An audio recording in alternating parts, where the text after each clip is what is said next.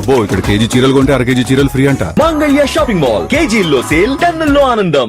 YCP నిర్వాహకాలను ప్రజల్లోకి బలంగా తీసుకెళ్లాలని మంత్రులకు ముఖ్యమంత్రి చంద్రబాబు దిశానిర్దేశం చేశారు. అలాగే అసెంబ్లీలో కూడా చర్చిద్దామన్నారు. వైసీపీ హయాంలో జరిగిన గ్రూప్ 1 పరీక్షల నిర్వహణలో అక్రమాలు జరిగినట్లు సిట్టు నిర్ధారించిందని గుర్తు చేశారు. డిఎస్సీపై శాసన మండలిలో వైసీపీ లేవనెత్తిన అంశాలకు ధీటుగా జవాబు చెబుతామని చంద్రబాబు అన్నారు. డిఎస్సీ నిర్వహణలో తప్పులు చేయలేదని, ఎవరికీ భయపడాల్సిన అవసరం లేదని స్పష్టం చేశారు.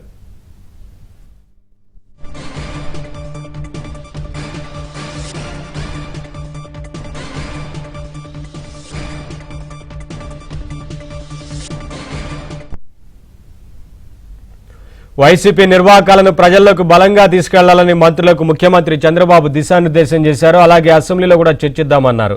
వైసీపీ హయాంలో జరిగిన గ్రూప్ 1 పరీక్షల నిర్వహణలో అక్రమాలు జరిగినట్లు సిట్టు నిర్ధారించిందని గుర్తు చేశారు. డిఎస్సీపై శాసన మండలిలో వైసీపీ లేవనెత్తిన అంశాలకు ధీటుగా జవాబు చెబుదామని చంద్రబాబు అన్నారు. డిఎస్సీ నిర్వహణలో తప్పులు చేయలేదని, ఎవరికీ భయపడాల్సిన అవసరం లేదని స్పష్టం చేశారు. అప్డేట్స్ మా ఏపీ బ్యూరో చీఫ్ రామారావు అందిస్తారు. రామారావు, ముఖ్యమంత్రి చంద్రబాబు ఏం దిశానిర్దేశం చేశారు, ఏంటి అప్డేట్స్? నవీన్, ఈ రోజు మధ్యాహ్నం అందుబాటులో ఉన్న మంత్రులతో ముఖ్యమంత్రి చంద్రబాబు నాయుడు లంచ్ మీటింగ్ నిర్వహించారు.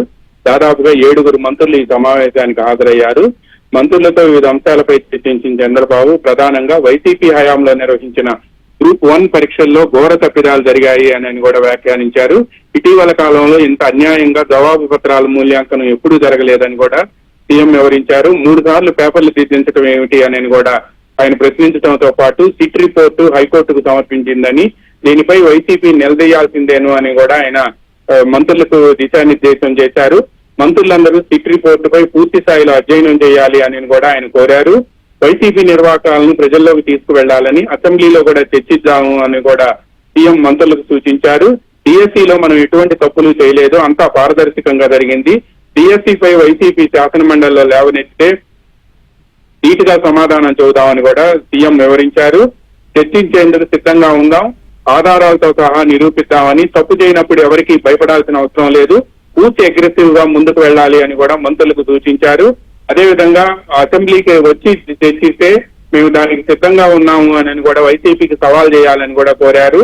రాని, హక్కు లేని, అదేవిధంగా సంఖ్యాబలం లేని వారికి ప్రతిపక్ష హోదా ఎలా ఇస్తారు అని కూడా మంత్రులు ఈ సందర్భంగా వ్యాఖ్యానించారు.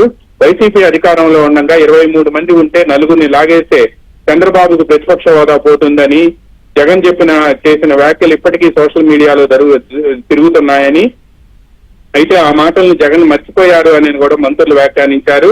వైసీపీ హయాంలో జరిగిన గ్రూప్ 1 అక్రమాలపై శాసన మండలిలో దుమ్ము దులుపుదామని కూడా మంత్రులు వివరించారు. సిట్టు పూర్తి స్థాయి నివేదిక, తుది నివేదికను ఇప్పటికే హైకోర్టుకు సమర్పించిందని కూడా ఆయన ఆ మంత్రులు వివరించారు. సిట్టు నివేదికలో ఉన్న పూర్తి అంశాలను అధికారులు మంత్రులకు వివరించారు.